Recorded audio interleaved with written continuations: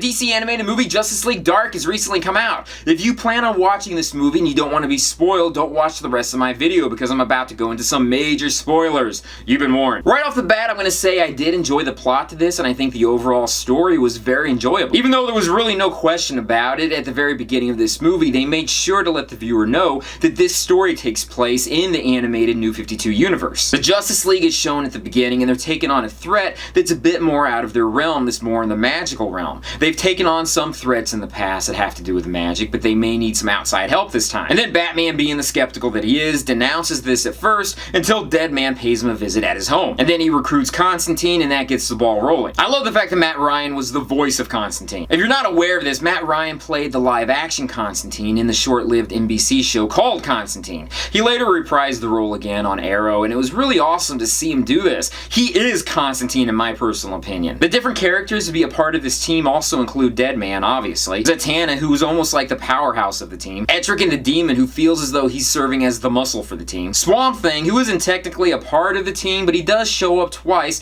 and he also helps them out in 2 different occasions. Black Orchid, where in this instance she's playing the magical embodiment of Constantine's home. And she doesn't play too much of a role, but at least they did show her. And Batman, who kind of serves as like the overseer as to what's going on. Luckily though, the movie doesn't focus on him. That was something I was worried that was going to happen. Constantine probably gets the most screen time in this movie. For me, I think that's a great thing. Some other people may not be so happy because some of the other characters like Zatanna and Deadman really don't have a whole lot of backstory. We do go into it a little bit, but not to a big extent. The movie itself is only roughly around 75 minutes, so trying to put in a backstory on each of the characters would be difficult with all of the action in the story itself taking place. My biggest pros for this movie is that it was very adventure oriented. You won't be bored watching it. They make sure to keep Constantine a bit of a douche, but still be a heroic character at the same time. Also, Zatanna is such a badass. Seeing her cut loose was great. Same thing with Etrigan the Demon. Holy hell, he was a total beast. And surprisingly, I was quite sad to see the death of Jason Blood, and that Etrigan felt some remorse for it. No mention of Constantine's bisexuality, not that it was expected in any way.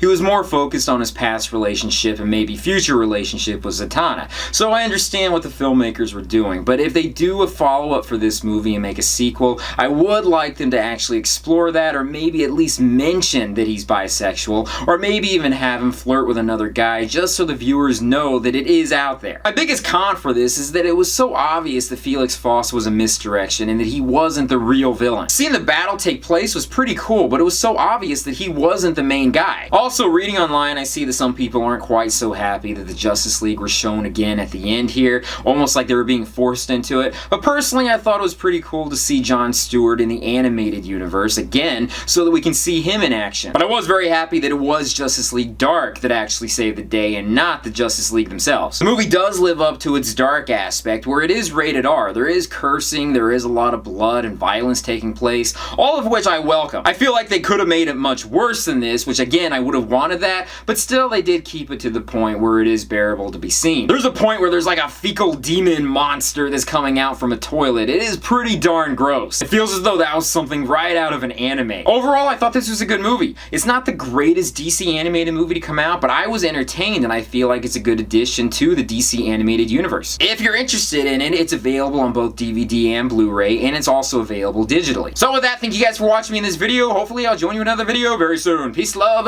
namaste, and I'll see you guys later. Peace. If we get a follow-up to this movie, I think it would be great if we had Andrew Bennett and Frankenstein to be a part of the team. Same thing with having Swamp Thing be a regular member of the team. Even though he died in this movie, he's died several times in the comic book, so we know that this isn't his end.